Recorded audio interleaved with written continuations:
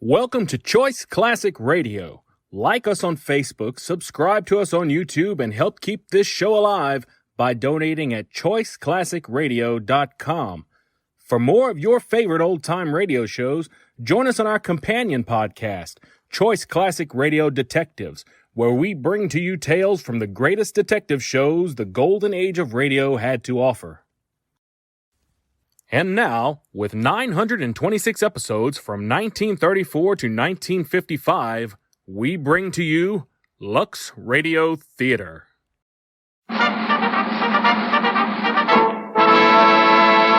From Hollywood, California, the Lux Radio Theater presents Bob Burns and Fay Bainter in The Arkansas Traveler, with Gene Parker and Dickie Moore.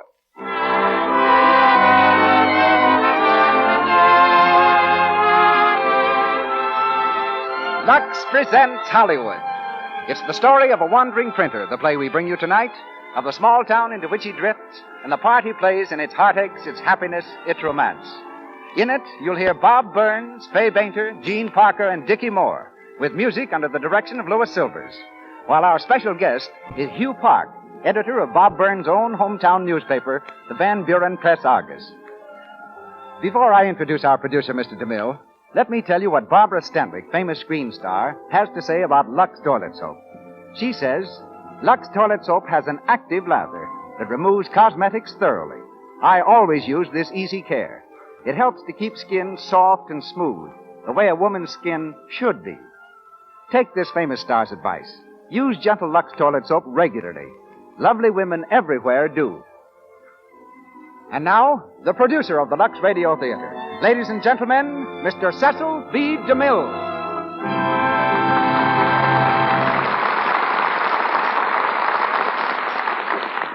Greetings from Hollywood, ladies and gentlemen.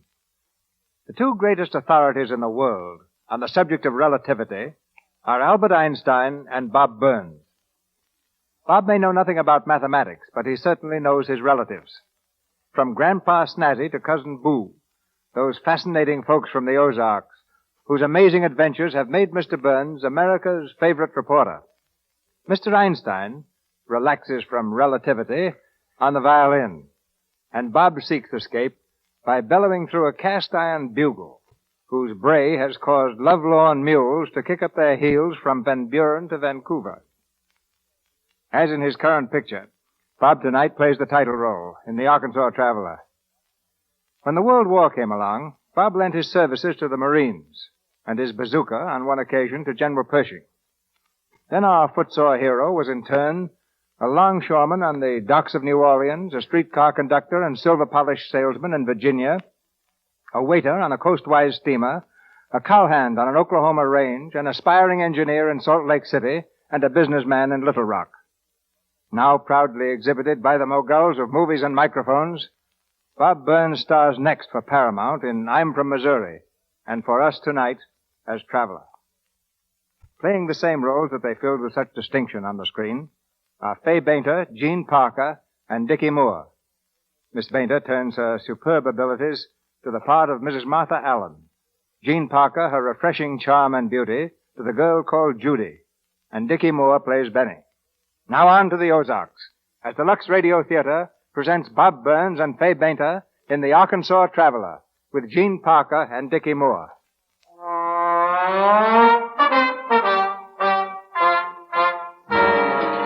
The outskirts of a small town, somewhere in the Middle West.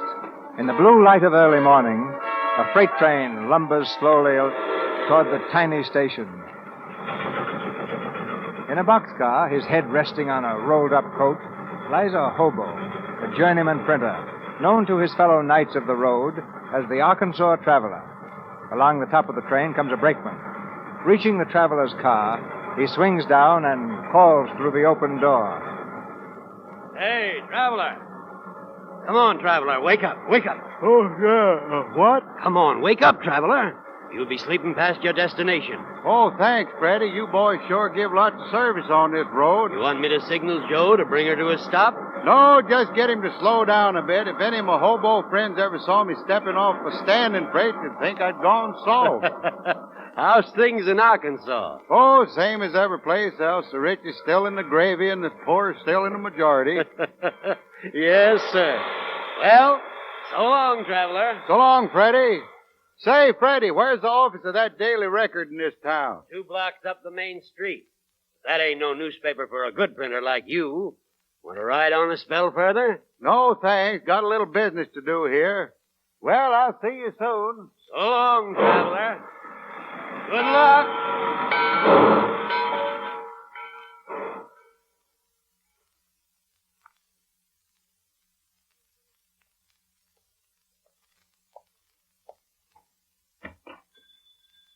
Morning, Sonny.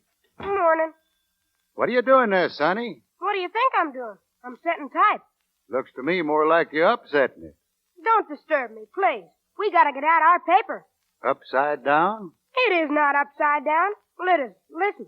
Citizens, on this conspicuous occasion... Oh, sure, it reads all right now, but if you print it end up, you'll be reading it upended. Oh, gosh. You know, son, maybe that's why so many newspapers mean one thing and print another. Let me set that up for you now, all right? All right. Fine. What's your name? Oh, I get called lots of things, but most of my friends call me Traveler. What's your name? Benjamin Franklin Allen, but most folks call me Benny. All right, Benny. Say, you're setting that type and you're not even looking. You don't have to look if you keep your mind on what you're doing instead of how you're doing it. Benny, I don't seem to find... Oh, how do you do? Howdy, ma'am. I'm Mrs. Allen. His name's Traveler, Mom. I'm glad to know you, Mr. Traveler. Oh, you're a printer. Is he? Just watch him, Mom. Oh, I just showing the young man a few shortcuts. Do you want work? No, ma'am. But I reckon I could conquer myself for a while. I take it you're the editor. Yes. And publisher, too. My pop used to be. Mr. Allen founded the record. We've been trying to carry on. But we've had an awful time keeping printers. Well, I'm no fancy one, but I ain't plumb terrible neither, I guess. But I'll try to help out. That's fine. The wages aren't much, of course, but... I wish you wouldn't count on me staying too long, ma'am. Why? Don't you think you'll like working here? No, it ain't that, but I just got a nerve, Jimmy, that don't seem to want to stay put. Oh, but I'm sure if you tried... Well, I'll try, ma'am, but there's something inside me that a train whistle just sets into an uproar. Then I just got to get on and ride. Well, I've seen the time it got so strong if there hadn't been no other way to get on the darn thing, I believe I'd have gone so far as to buy a ticket. Why, do you know, Miss Allen, Listen. What is it? There it goes now. Ain't that beautiful? Well, I'm not so sure I know what you mean. Mom, look, there's Johnny Daniels. Johnny Daniels where? Out in the street. He just passed by the window. Johnny! Hey, Johnny! Benny, don't yell like that. I'll call him. Here he is. Johnny. Hello, Mrs. Allen. Johnny, how are you? Come in for a minute. My goodness, it's nice to see you again. Oh, really, I can't stop, Mrs. Allen. I just got into town and But you look so tired. Let me get you a glass of cold milk. No, thanks. I've got to get on to the house. Well, you can sit down for a minute. After all, you've been away quite a while, and... Please, Johnny, I want to speak to you. Mrs. Allen, am I too late? 3 days too late, Johnny. Your mother died day before yesterday. Oh, I'm so sorry, Johnny. Did she suffer much? No. I guess she was tired. She just closed her eyes and went to sleep. Well, I'd better get along. Aren't you going to see your father? I didn't come back to see him. Goodbye, Mrs. Allen. There's no use your hurrying away. Judy will be here in a minute. She'll be glad to see you. Well, tell her I said hello. Thanks, Mrs. Allen. Johnny, wait. You're too tired to drive off so soon. Oh, I wasn't driving. I came on the train. On the train? But there wasn't any train this morning, only freight. Oh. Goodbye, Mrs. Allen. Mom, what did he mean? Was he riding a freight train? Was that it? Be quiet, Benny. Lots of very nice folks ride freight trains, Benny. Johnny Daniels' father is the mayor of this town. Mayor? Well, now, if my father had ever been mayor of some town, I reckon I'd be awful proud of him. Somehow it strikes me Johnny ain't built that way. Johnny and his father had an argument 3 years ago. This is the first we've seen of him since. I wish he wouldn't run off that way. Does seem a shame now, don't it? Oh, here's my daughter. Judy, this is Mr. Traveler. He's our new printer. Oh, how do you do? Oh, pretty well, Miss Judy. Judy, Johnny Daniels was just here. I know. I met him outside the market. Oh, did he say where he was going? No, he didn't. I thought maybe you'd ask him. Me? Why? Well, I don't think he ought to be running off again like that. I don't think anyone could have stopped him. Well, maybe not. Oh, Mr. Traveler, this article is... Oh, Mr. Traveler? Where'd he go? Mr. Traveler? He's gone. That's funny. I didn't hear any train whistle. Did you, Judy? Hello, operator. Hello. I want to speak to the town jail, please. Hello, is this the constable? Well, I'll tell you, constable, there's a young fella named Johnny Daniels on his way out of town right now. I got a feeling he ought to stay here. Yes, and I think you better go get him now.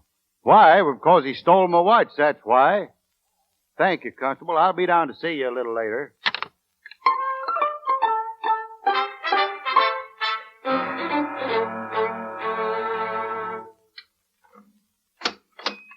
Hello there, son. Constable fix you up nice and comfortable? What are you doing here? Thought you might get lonesome in a great big jail all by yourself. Never mind the funny stuff. What's the idea of getting me locked up in here? You know I never saw your watch. I wish you'd calm down. I'd like to have a talk with you. Now, what about? What were you running away from? How'd you like to mind your own business? Well, I'd like it fine, except it always gives me pains in my head. Now, for instance, I once saw a billy goat choking himself on a rope. Well, now, you know how billy goats are about accepting help. But I says, Bill, if you'll just slack off on that rope, you can butt down what you're tied to. Of course, I did have to get a new seat in my britches, but it's pretty near worth it to see how grateful a goat can be. Now, listen, I don't want to hear any more of it. With Johnny Daniels? Sure, Mr. Collins. And why did you lock him up? I guess you got company, Johnny. Open that door. Yes, Mr. Collins.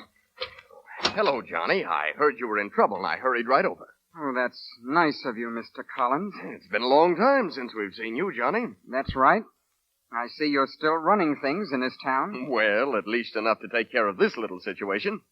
What are the charges, Constable? Well, now, this feller here says Johnny stole his watch. Well, who is this man? I don't know. I mean... But you took his word, huh? How do you know he ever had a watch? Oh, gosh, Mr. Collins, I gotta believe somebody or I never would get to make any arrests. Well, you let the boy out. Oh, sure, Mr. Collins. Come on, Johnny. Put on your coat and I'll drive you home. Thanks, but I'm not going home. Well, you want to get out of here, don't you? Not if I have to thank you for it, Mr. Collins. I don't want any favors that I'll have to pay back someday. Why, I'm not only thinking of you, I'm thinking of your father and how he'll feel about your being in jail. It's about time one of us was here. Me or him or you. I don't have to take that from you, Johnny. I'm only trying to help you. I don't want any help from anybody. All right. Have it your own way. Mr. Collins, I'm sorry about locking him up that way. Well, you're sure in a spot, boy. You don't want to stay in jail to spite me, and you won't get out to spite him. Must have been a he-horse fight to make a fella like you carry a grudge for 3 years. What do you know about it? Oh, I've been sort of nosing around. Say, remember that fella Goliath in the Bible? Yeah, and Jack the Giant Killer, too. Come to think of it, just about the same thing. Say, did you ever wonder why they never gave them fellas last names, like Goliath Collins, for instance? 'Cause they were like dogs, I guess. Talking about dogs, you know, I often think what a lot of trouble a dog with a tin can on his tail could save himself if he just turned around and yank it off instead of running away from it. Well, so long for a while. I got to go back to Miss Allen's and get the morning edition ready. Wait a minute. You, need any help? What? Why, you got charges against you. How you going to get out? Well, you could use your influence. Thought you didn't want no favors from nobody. You're a nobody. But you ain't aiming to run off, are you? Oh, no. No, I wouldn't like to have you lose that watch again.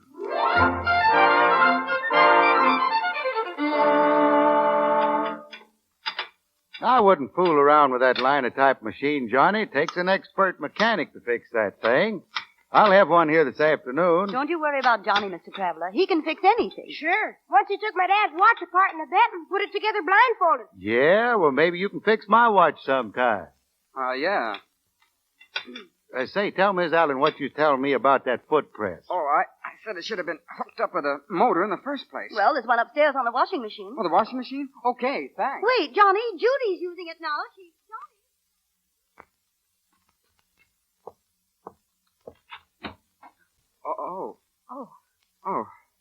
Morning, Judy. Why, good morning. I didn't know you were here. No? Well, I came back last night with Traveler. Oh. Do you want something? Well, it can wait. You're always so mysterious. I don't mean to be. 1 minute you're gone, the next minute you're back, and you don't say why. Well, back this time because I changed my mind about going away. And you went away 3 years ago because you changed your mind about staying here. I had to go away then, Judy. Without telling anybody? I was afraid you wouldn't understand. But you could have told me. After all, Johnny, we grew up together. We were always friends. Even if we did have an awful lot of fights. Yes, we did have, didn't we? Listen, do you remember the time I made you a Prince Charming outfit for the school masquerade? And you let me wait? And there I was all dressed up as Cinderella, and you never even showed up. Oh, well, that was on account of that nail. What nail? Nail on your front gate. Caught my costume. Maybe you can be a prince without any seat in your pants, but, well, I don't see how you could be very charming. So I went home. Well, it's nice. 10 years later to learn the reason. I was always thinking I'd never speak to you again. Say, what are you doing with that washing machine? Disconnecting the motor. That's what I came up for. Well, thanks. Wait a minute. Where are you going with that? I need it downstairs. Well, I need it here for my washing. But we've got to get out a batch of circulars. And I've got to get out a batch of washing. Oh, just like a woman, worrying about washing when we need the motor to run a business. Johnny Daniels, you haven't changed one little bit. You're just impossible as you always were. Well, whoever said I wanted to change? Goodbye. Goodbye.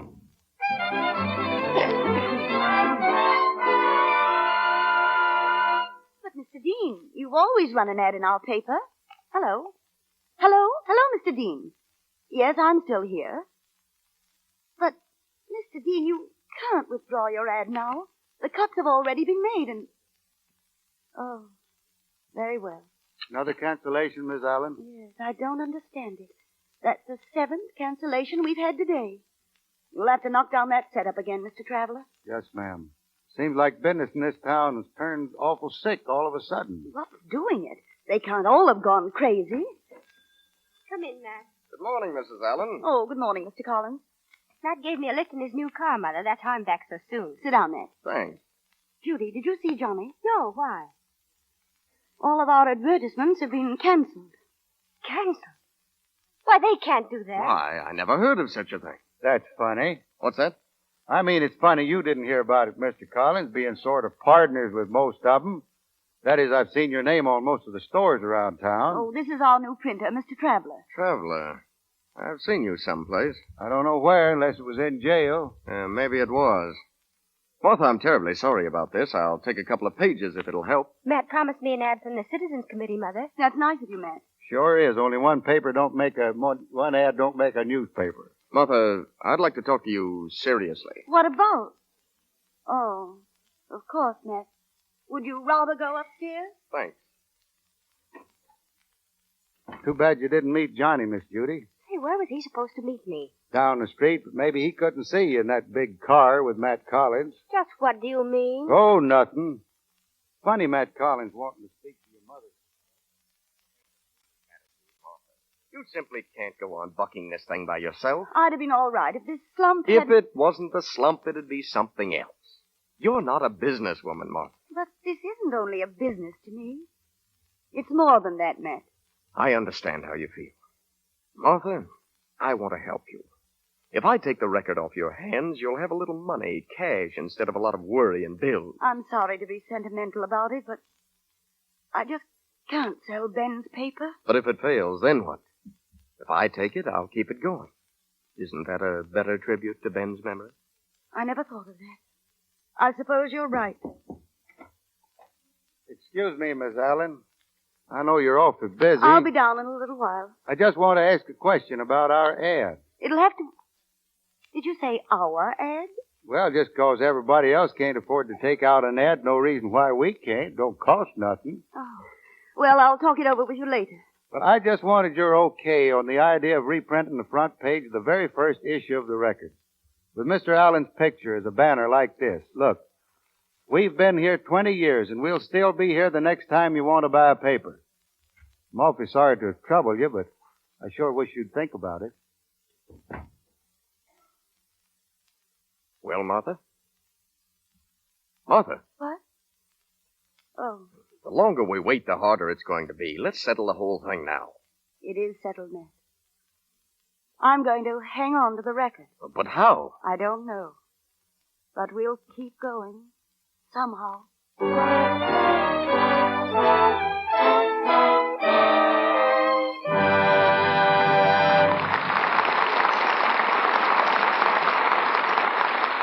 In just a few moments, the curtain will rise on the second act of The Arkansas Traveler, starring Bob Burns and Fay Bainter, with Gene Parker and Dickie Moore. Meanwhile, during our short intermission, let's look in on Mr. Billings, manager of your corner grocery store. Mr. Billings is talking to his assistant. All right, hurry up, Joe, and finish that window, then help me unload this crate of canned stuff. Gosh, Mr. Billings, here comes Mrs. Smith. Let me wait on her, will you? If you did your work as quick as you notice pretty customers, you might be of more use to me. I'll wait on Mrs. Smith. You finish that window, young man. Good morning, Mr. Billings. Good morning, Mrs. Smith. You're shopping bright and early today? Yes, I'm having my husband's boss to dinner for the first time. I do want it to be a success. Well, can't help but be if you're giving the party. Say, here's a wonderful new canned turtle soup, and my wife says this steamed date pudding with hard sauce is just grand. Thanks. I'll try that soup. And here's the rest of my list. And that reminds me, Joe. Give me some of that Lux soap you're putting in the window. 6 cakes. No, make it a dozen. My husband has found out that it makes a grand bath soap. He acts as if he discovered it himself. You know how men are, Mr. Billings. But it was I who told him about it. I use it for my complexion and for the bath, too. I find that there's nothing better. Oh, are these my packages? I've got to hurry. Let me take 'em out to the car for you, Mrs. Smith. No trouble at all. Be right back, Mr. Billings. Mr. Billings sells lots of Lux toilet soap to charming young women like Mrs. Smith. Charming young women who care for their clear complexions the gentle Lux toilet soap way. They know it's foolish to risk the dullness, tiny blemishes, enlarged pores that mean unattractive cosmetic skin. They use cosmetics, but remove them thoroughly with Lux toilet soap's active lather. Then pores don't become choked with stale cosmetics, dust, and dirt. Skin is left smooth, soft, appealing. 9 out of 10 famous screen stars use Lux toilet soap. Why don't you try it for face, hands, and bath? Mr. DeMille. We continue with The Arkansas Traveler, starring Bob Burns and Fay Bainter, with Gene Parker and Dickie Moore.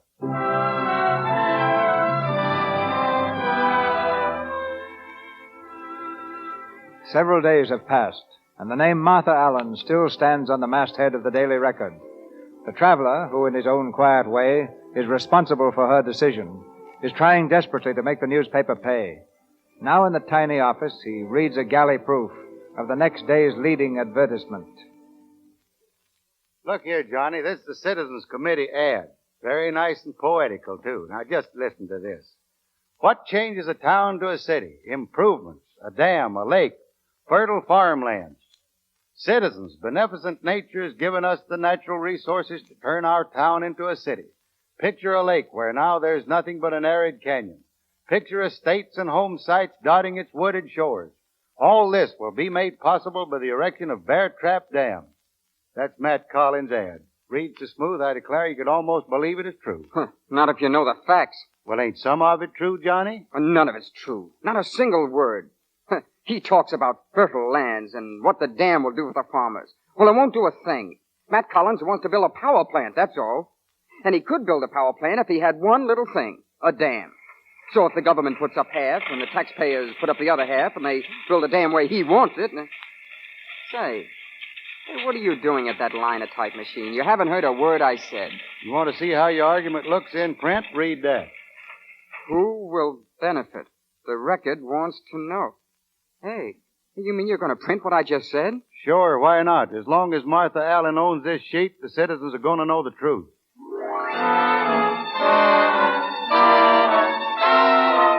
Look, Ed, the Record wants to know. Who will benefit? Bear Trap Dam is a trap for the taxpayer. What is wanted, irrigation or electricity? Johnny Daniels must have wrote that. Good for Johnny. Wonder if it's true. True or not, he'll sure get a hiding from his old man.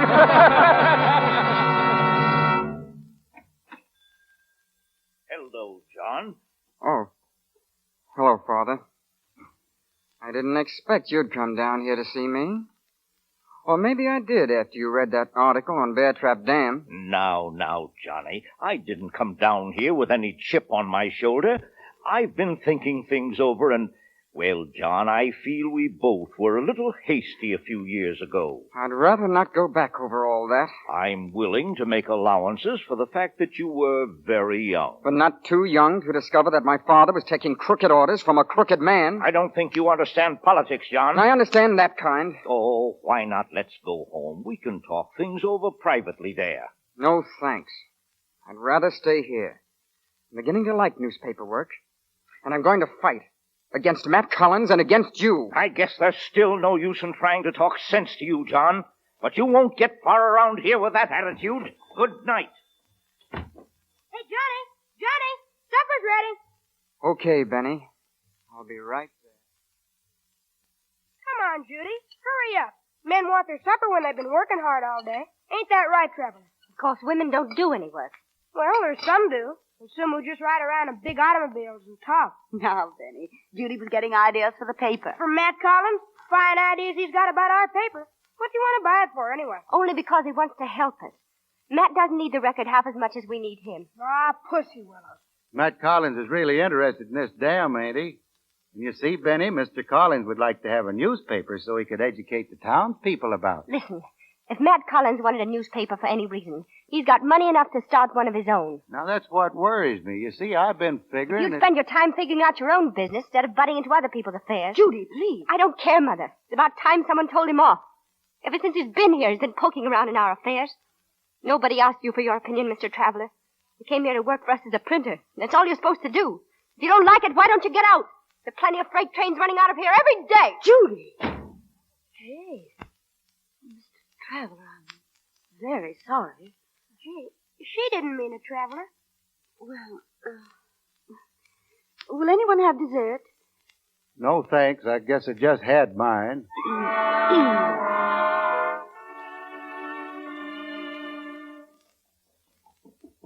Judy? Judy, are you still awake? Judy! Come in. Judy, I want to speak to you. If you were mad about that editorial tonight, don't blame the Traveler. Well, why did he put it in the paper? Just so he'd take a dig at Matt Collins? No, because it's the truth. Your father would have printed it. Judy, you like Matt Collins, don't you? Well, yes, I do. Are you in love with him? I don't see why I couldn't be. He's a real man. There isn't anything he wouldn't give me. At least I could travel, see things, and be someone, and do something with my life. Instead of throwing it away like I did, staying here in a small town? You didn't have to stay in a small town. You knew Father had ability. Should have made him get out of here and helped him to do big things. Maybe today we wouldn't be sitting around worrying how we're going to get by. I guess you're right, Judy. When I married your father, I had ambitions too. I didn't want to stay here, cooped up in a little town. I knew your father had great ability, and I dreamed of seeing things, living in a big city and having people look at me and say, "That's Ben Allen's wife." But your father saw things differently. He felt that his destiny lay here, among the people he knew and loved. He felt that if his voice was strong enough and true enough, it could be heard anywhere. Yes, I had a problem too. But I stayed here and helped your father do what he wanted to do. Perhaps I was wrong. Perhaps you're right. Good night, Judy. Good night.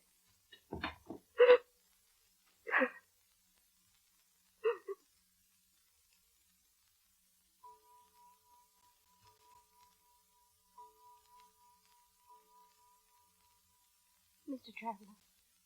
Oh, hello. You're up kind of early, ain't you, Miss Judy? What are you doing? Oh, just gathering my belongings. I ain't aiming to steal anything. Don't say that, please. I feel small enough now. You see, I'm sorry for what I said, and I came down to apologize. Oh, you don't have to apologize to me, Miss Judy, but I guess you was right about my butting in. I'm afraid my nose is a heap longer than my reason. Well, I thought it was buttoned in too, and I was angry. But now that I've had a chance to think it over, I think it's pretty swell. I mean, you're trying to help us. And I think it's pretty swell you having backbone enough to admit you was wrong. Then we're friends? Friends. You know, Miss Judy, instead of you and me fighting, we ought to... What's the matter, Miss Judy? I was just watching you sitting there. rocking back and forth in that chair. You see, my father used to rock like that. I knew your father, Miss Judy. You knew him? Long time ago, before he even met your mother. He was my friend. And I owed him an awful lot. And when I heard what happened here, I thought maybe I could help. I didn't have any money, but, well, anyway, Miss Judy, what I'm trying to tell you is that I don't want you to ever believe that I was just butting in. Why didn't you tell me this before? Well, some people are kind of proud, like you and your mother, for instance. I don't think she'd accept help if she thought it was an obligation.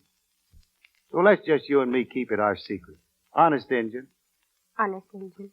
Well, now then, that we got the past all straightened out, and since we ain't going to fight no more, I kind of think we ought to let Johnny Daniels in on our truce, too. Well, you'll have to ask him about that. Yeah, I know. You and Johnny don't get along so well together. Well, I admit he is awful hard to live with. He just keeps quarreling all night long. With you? No. It seems like it's more with himself. Why, he don't no more than get to sleep, and he starts calling himself bad names. I declare I wish you could have heard him last night, muttering and mumbling. It's all my fault. The people I'm craziest about I treat the worst. First, I thought he was talking about me till he started mumbling something about you, Miss Judy. Of course, I was kind of touched that he'd think so much about you, but I want to tell you, night talkers is a whole lot harder to sleep against than just plain snorers. He was talking about me? Yep, he sure was. You better think it over, Miss Judy.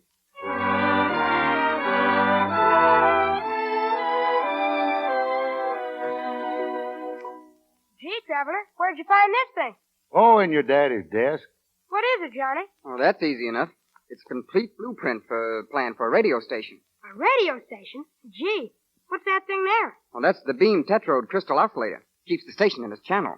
Well, what are those little bottles? Oh, they're the rectifiers. That sure is a lot of high-sounding equipment. I always thought radio was simple, like turning on a spigot. One little twist and out pours an announcer. Say, did you ever build one of those radio stations, Johnny? Yeah, a couple. Benny, it's bedtime, son. Ah, gee, Mom. Why, Mr. Traveler. Where did you find that blueprint? In Mr. Allen's desk. I hope you don't mind. No. But it certainly brings back memories. That radio station was one of Ben's fondest dreams. He always said, a newspaper is the eyes of the world and the radio its voice. He was trying to have the station financed when he was taken sick. I'll answer it, Mother. Evening, Miss Judy. Why, Constable, come in. Evening, Constable. You ain't come about my watch again. No, I got to speak to Mrs. Allen. You know, Martha, I'd rather slide down a razor blade than have to tell you this, but, well, tomorrow I got to take out your presses. Take out the presses? Yeah, it seems like you owe the bank for some print paper and a lot of other things, and, well, I just thought you ought to know they've clamped down on you. They've clamped down? You mean Matt Collins? Listen, every time anything goes wrong, you blame Matt Collins. It isn't Matt. It's the bank. And Matt Collins is the bank, and the city hall, and the whole darn town. And our friend. That's what you think. Now, wait a minute. Arguing ain't going to do any good. Maybe a lot of this is my fault. I think I ought to get up and see Matt Collins. I think that's the most sensible thing I've heard around here in weeks. Oh, you better leave your hat and coat here when you go to see him, or you'll sure come back without him. Good night, Mrs. Allen. Well, I'm mighty sorry I had to upset you so, Martha. But, well, good night. Good night. You know, Miss Allen, I don't want you to think I was snooping in Mr. Allen's desk. I know you weren't, Traveler. No, ma'am, I wasn't snooping. I was just downright ferreting. What? I don't understand. Well, I've been thinking about one time I set 17 gopher traps. I gathered up 16 of them, and I forgot all about the other one till got to smelling something kind of strong around the place. Then I followed my nose. What in the world are you talking about? That blueprint. I stuck it up on the wall there, just hoping it might jog your memory, and it did. But what has the blueprint to do with all this? Maybe nothing, maybe plenty. Personally, I think it's plenty. Now, how far did Mr. Allen get with his radio scheme? He had everything about ready to start. You mean equipment and all? No, we didn't get that far. He was trying to get Matt Collins to lend him the money when... And Mr. Collins ain't never mentioned that radio station since then, has he? No, and so many things have happened, I forgot all about it. Which was just what Mr. Collins wanted you to do. If he didn't, he'd have reminded you about it a long time ago. But listen, don't you think you're laying bricks with that mortar? No, Miss Judy. You know, you gave the nail a pretty good lick when you asked why Matt Collins wanted the record when he could start a paper of his own if he'd a mind to. But he wouldn't have the newspaper wire service. We have the franchise for that. And you got a franchise for a radio station, too. Here's the government license. Oh, but that's expired, hasn't it? It ain't expired yet, Miss Allen, and that's our gopher trap. Now, the record could have helped a heap in this coming election, but the record with a radio station, why, that's the eyes and ears Mr. Allen always talked about. But the election is only a week from Friday. And if you suspend publication, the radio franchise goes back to the government. That's when Mr. Collins puts in his little application. Now, when you wouldn't sell him the record, he started pushing it into its grave inch by inch. And the last shove he gave it was when he got all the merchants to take their ads out of the anniversary number. Oh, it all makes sense, but it's hard to believe. People don't do such things. Well, I'd hate to be the one to spoil your faith in human nature, but just like you say, it all makes sense. What on earth are we going to do? We can't build a radio station in a week. We haven't any equipment. Yep, it sure looks bad, Miss Judy. Traveler, you were going up to see Matt Collins tomorrow. Suppose you put it right up to him, the way you gave it to us. What would happen? Well, ma'am, I don't know, but when a man's caught coming out of a chicken house all covered with feathers and a hen under his coat, he usually pleads guilty.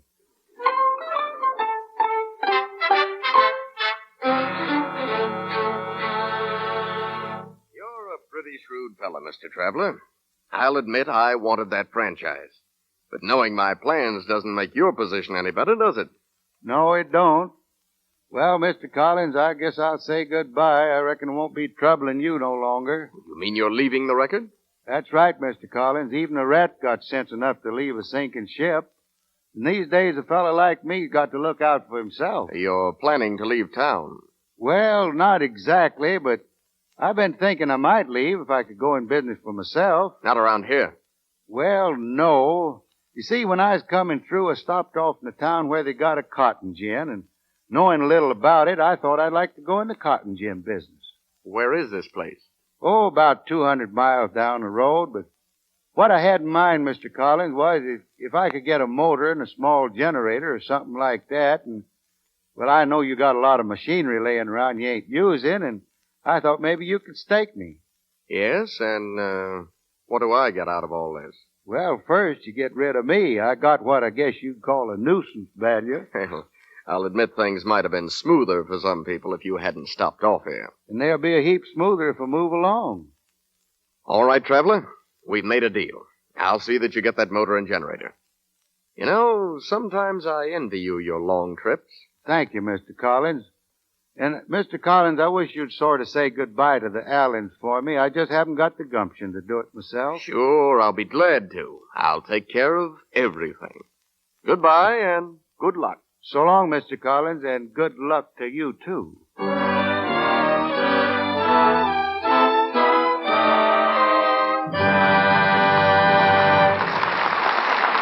We've heard the second act of The Arkansas Traveler. Bob Burns, Fay Bainter, Gene Parker, and Dickie Moore bring us Act 3 after our brief intermission. We pause now for station identification. This is the Columbia Broadcasting System.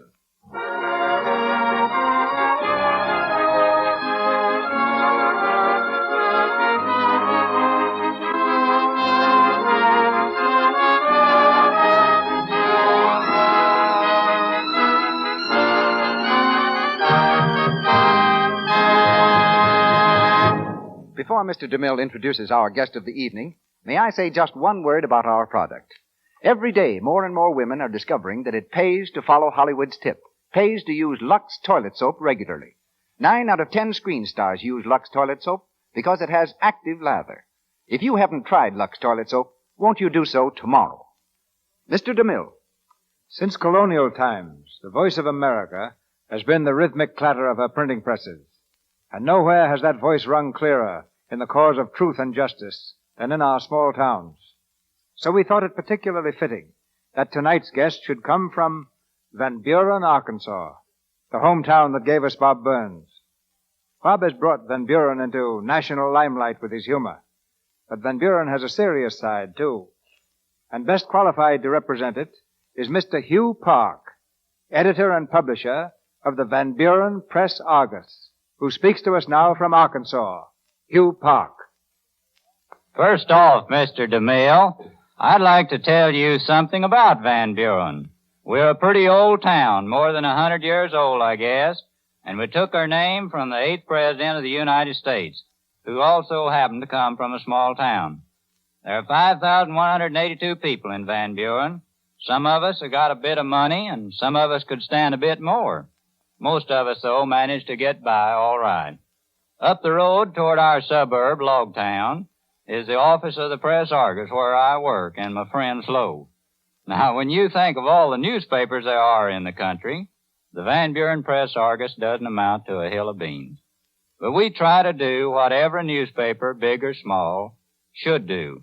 Print news truthfully, give both sides of a question, and serve the people of our community with what they have a right to expect from a newspaper. A paper that's run solely to make money is fit for only one thing, to start a fire in the stove. If there's something being stirred up in Van Buren that folks don't know about, it's up to me to tell them. Not just me, but country editors like me in towns like Van Buren throughout the land. And that's not all either. We want to know how we stand on national problems. And once we've made up our mind, we want to do our best to see that our side wins. And so the country paper is a clearinghouse to inform, to clarify, and to take a stand. A lot of people think that a nation consists of a lot of big cities surrounded by little towns where folks can stop to get gas. But I don't think so. 25 out of 32 presidents have gone into the White House from hometowns no bigger than Van Buren. And country folks have produced men like Mark Twain and Thomas Edison, like Rockefeller and Pershing. And I guess we've contributed more jokes about ourselves than all the big cities put together. We don't mind being joked about. I think it's mighty fine when a small town can make a man laugh, because some of those big cities can make a man cry pretty quick. Yes, I'm a newspaper man, but I also know what an important force radio is in our country. You can't imagine, Mr. DeMille, what it means to us who live in small towns to have the Lux Radio Theater brought to us in such a fine way. You talk a lot about the big movie stars using Lux soap. Well, I want you to know that throughout all America you'll find plenty of fine-looking young women, nice enough for any camera, using Lux soap, too. I know because we've got plenty of them right in Van Buren. And now, before I start selling my hometown too hard, I guess I better stop talking and listen some more to Van Buren's most famous citizen, Bob Burns. Thank you, Mr. Park. And incidentally, we'll take all the citizens like Bob Burns you can send us. Back now in Hollywood, we raise the curtain for Act 3 of The Arkansas Traveler, starring Bob Burns and Fay Bainter with Gene Parker and Dickie Moore.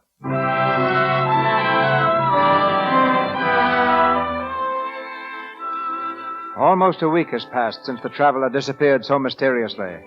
The Allens, hurt and shocked by his apparent desertion, have been forced to give up the newspaper. But now the traveler has returned. Little Benny, on his way home from fishing, spies him coming down the road. The boy tries to avoid the meeting, but the traveler's long legs soon overtake him. Hey, Benny! Benny, wait! Oh, hello, Benny. My, I'm sure glad to see you. I've been gone most a week now, and I was getting awful lonesome. How are things at home? What's the matter? Cat got your tongue? Oh, you know, Benny, it's no use being mad at me because I didn't say goodbye. Ain't no use saying goodbye when you know you're coming right back quick, is there? Of course, I don't have to tell you all this. I know you understand because you're my friend. Oh, come on, Benny. You can't go on not talking this way. I'd sure like to feel you ain't mad at me. Hey, Benny, where you going? Hey, Benny. Hello, Johnny. Gosh, it's good to be back. Say, has the cat got your tongue, too? How's the folks? You ought to know. Hasn't Matt Collins told you? Say, what are you talking about? I haven't seen Matt Collins in almost a week. What did he send you back for this time? Now, look, Johnny, you got this thing all wrong. I saw Matt Collins because your job was finished and he wanted to pay you off. Now, wait a minute, Johnny. There's not much time to explain, but... Now, what is there to explain? How you found out all about us from Matt Collins and then walked in here pretending to be our friend while you were doing what he wanted you to do? Now, hold on a minute, Johnny. You heard what I said. Now, get out of here before I throw you out. Now, look, Johnny. When this is all over, I just want you to remember one thing. I wasn't mad. I was just in a hurry. I'm sorry, Johnny.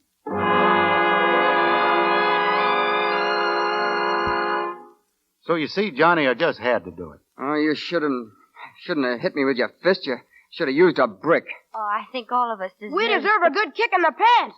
We didn't understand, Mr. Traveler. Now, let me get this straight. You say you have a generator? And wires and a motor and almost everything. Enough to build a radio station, and right quick, too, before that franchise expires. Well, what are we going to do for help? We can't build it alone. We've got to have men, lots of men. I'll help. Well, where are we going to get them? You know, Matt Collins controls every mechanic and laborer in this town. I've been thinking of that, too. Yeah, but what are we going to do about it? Hello. Give me the telegraph office, will you, sister? Down at the railroad station, yeah. What's that for? I think I can scare up a friend or two to kind of help out. Oh, hello, Joe. This is the Traveler, Joe. Say, I want you to send a message for me, will you? Send it to all the engineers and brakemen on the line. Just say, tell all the hobos you meet the Traveler needs help. Come tonight on number 9.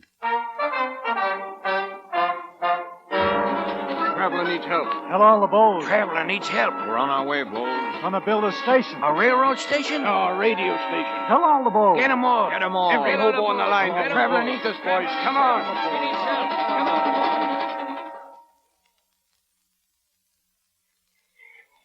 All right, men. Put a guy rope on that tower and bring her up easy. It's going up, Traveler. We'll get that station built yet. I reckon you will, Johnny, at the rate you're going now. Hey, watch that beam over there. There he is, Matt. Hello, Mr. Traveler. Oh, hello, Mr. Collins. Hello there, Mr. Mayor. I suppose you boys are looking for me. Not exactly, but if you can't explain a few things, the constable will be looking for you. Well, maybe we ought to talk things over, Mr. Collins. Yes, maybe. You obtained a generator and other equipment for me under false pretenses. Now, just a minute, Mr. Collins. I don't think there's any law against a man changing his mind. I did think I might go into the cotton gin business till all this come along. I don't see why we should waste any time, Matt. As mayor of this city, I'll issue an order instructing the constable to arrest all these men as vagrants and undesirables.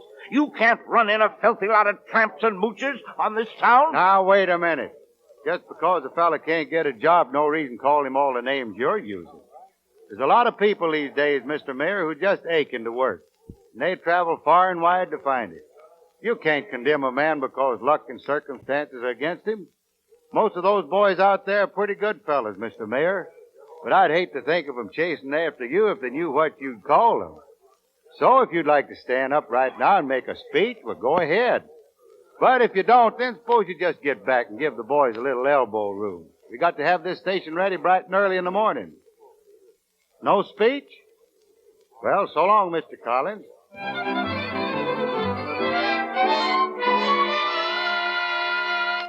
I hate to rush you, Johnny, but we ain't got much time. How's it coming? Oh, I don't know. It should work. Now, here, wait a minute. This ought to do it. You'd better go downstairs and listen in on the receiving set. I'll go, too. All right, and set the dial at 930 kilocycles and let me know the minute something comes through. Maybe if you turn this thing, Johnny. Oh, no, Judy. This has nothing to do with it now. I don't hear a thing. That dial set at 9:30? Right on the mark. What's that? Well, if that's Johnny, something sure happened to his voice between upstairs and here. Just dandy. Oh, I turned out to be a first-class, unadulterated flop. Listen, it's working. Don't worry about it, Johnny. Even if the radio doesn't work, it won't make any difference to me. It's working. They're broadcasting right now. I knew we'd do it. I'm going upstairs and tell them it's working. Now, wait a minute, Bennett. What's going on now just as important as a radio station. Let them work out their future. Nothing can make any difference to me, John. I hope after we get married you won't throw this up to me every time we have a little argument. What do you mean? Well, you'll probably tell me what a dud I am, not getting the radio station to work. Why, Johnny Daniels, I don't think you're a bit fair. You don't give me credit for any sense at all. Oh, I give you credit for falling in love with me. I'm commencing to wonder if I made a mistake. Well, of course, there's still time to correct it. And that's just what I intend to do. I love you, Johnny Daniels, even if it is a mistake. And I love you. And it isn't. Oh, John. Well, I guess it's settled now. We can tell them now, I guess. Johnny, it's working! Oh, what? It's working, and should your faces be red? Woo! You mean to tell me that all the people who are listening in heard everything we said? Why, sure. I don't care, do you? No! I could shout it from the housetops. Well, you shouted it over the air, and in my opinion, it's the swellest way I know of to start off a radio station. Now, Johnny, you get in there again and just kind of tell these folks how you feel about things. Of course, I wouldn't go calling no names or nothing, but you just might slip in a mention of a polecat without calling him Matt Collins.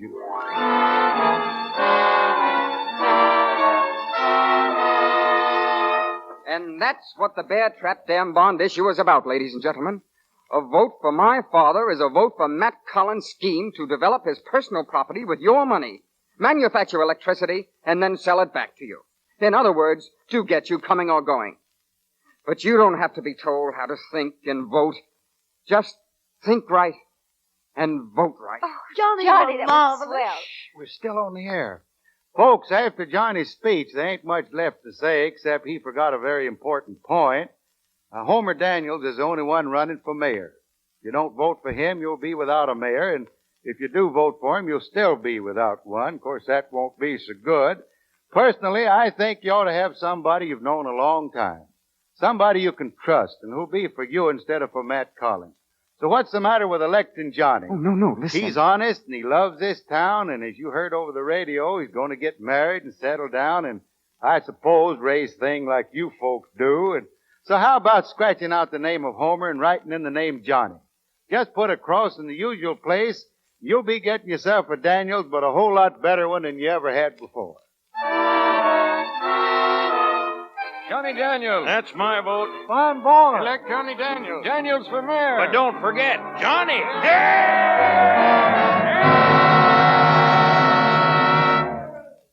Well, it's over. He's elected, Traveler. The new mayor. You must be all wore out, Miss Allen. Why don't you lie down and rest? I'm not tired.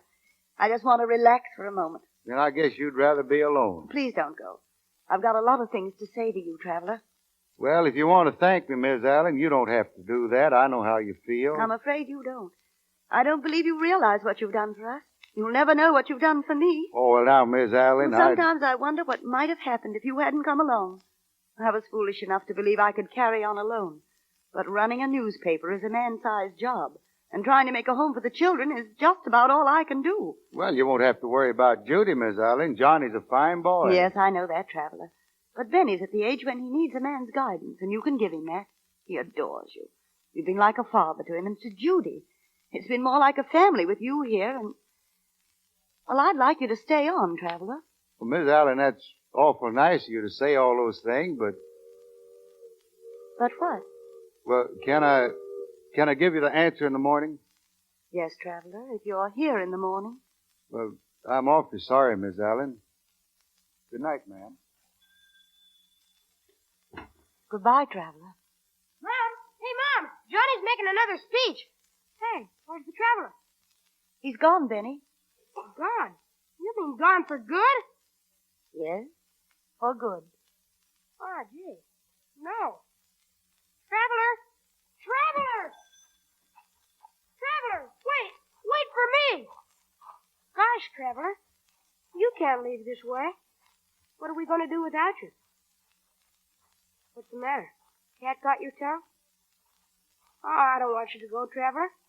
Please come back. All right, if you won't stay, then I'm going with you. Look, Benny, you don't want to be like me. I'm just a rolling stone. There's no fun not being able to stay put. Always wanting to be on the move, first one place, then another. Well, if it's good enough for you, it's good enough for me. Oh, no, it ain't, Benny. You belong here. Little fellas like you, when they grow up, is what makes small towns big. Well, you might even get to be mayor someday, just like Johnny. I don't want to be mayor. Well, then you might get to be president. Abe Lincoln did it. Well, go on now. Johnny, remember what I told you now. Take care of your mom and be a good boy. Hey, stop there. Stay right where you are. Why? What's the matter, Constable? You come along with me, Traveler. You're going right back to town. And if you ever try to leave again, I'll put you right in the jug. What? What's the big idea? You're staying with us a long time, Mr. Traveler. You see, Johnny Daniels says you stole his watch.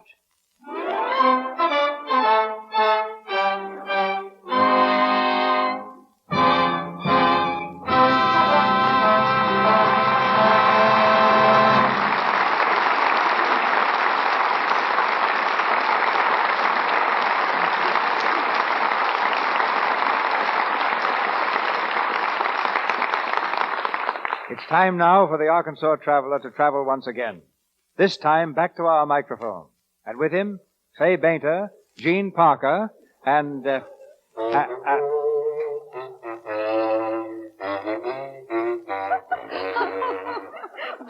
if you just put half the effort into chopping kidney that you put into blowing that backwoods bagpipe, you'd really have something at the end of the day. Instead of just a lot of broken down echoes. Well, now, Fay, you and Gene may be right, but I don't know. I think everybody should have some kind of relaxation. Of course, this happens to be mine, playing this bazooka.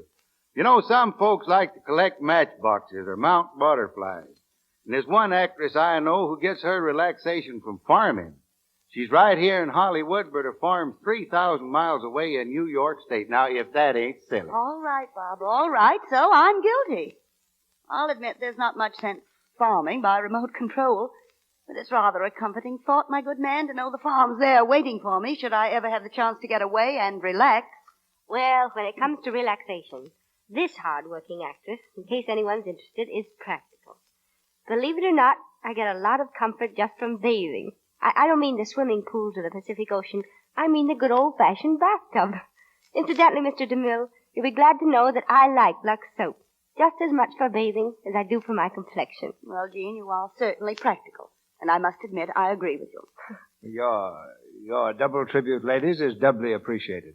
Well, now, speaking of relaxation, the man who taught me to relax was my Uncle Gus Rooks. Honestly, I guess my Uncle Gus Rooks was the greatest fisherman Van Buren ever had. Well, not long ago when he was out here, he caught a fish weighing 640 pounds. He'd have won the first prize at Catalina if he'd just known the rules, but you see, they got a rule over there. You can't use a line of over a 27-pound breaking strength, you know. Well, what kind of line did your Uncle Gus use? Oh, just ordinary wrapping twine. But you can break wrapping twine with a 2-pound pull, Bob. Well, I know, but they disqualified Uncle Gus because he caught the fish on a bent pin. I don't believe the pin was bent, Bob. Like the story, I think it was just a little distorted. Well, maybe you're right, Mr. DeMille, but before I go, I sure want to thank you, Mr. DeMille, for putting editor Hugh Park on the show tonight. I think he's about the most wide-awake and progressive editor I ever saw.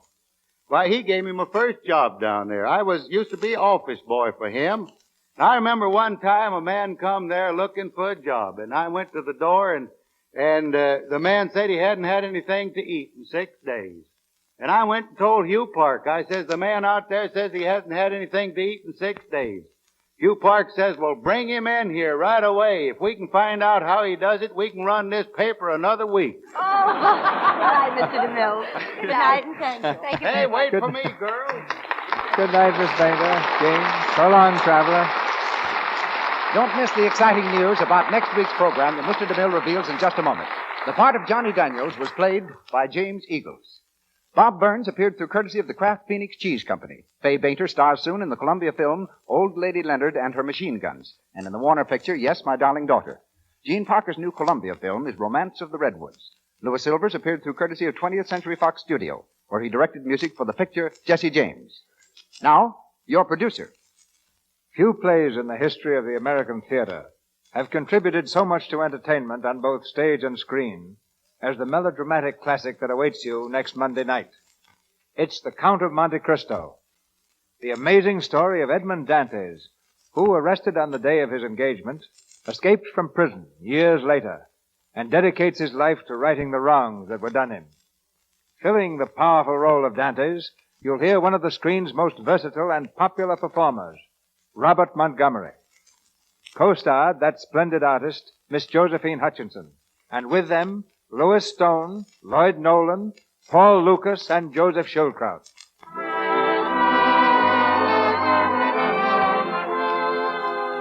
Our sponsors, the makers of Lux Toilet Soap, join me in inviting you to be with us again next Monday night when the Lux Radio Theater presents Robert Montgomery and Josephine Hutchinson in The Count of Monte Cristo with Louis Stone, Lloyd Nolan, Paul Lucas, and Joseph Schulkraut. This is Cecil B. DeMille saying good night to you from Hollywood.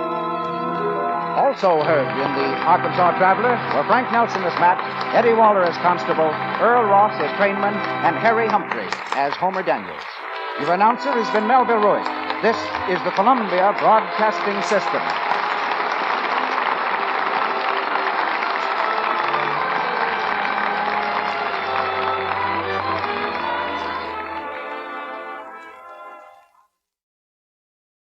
That concludes today's episode. We'd like to thank you and remind you to donate at choiceclassicradio.com. Remember, your donations make episodes like this possible.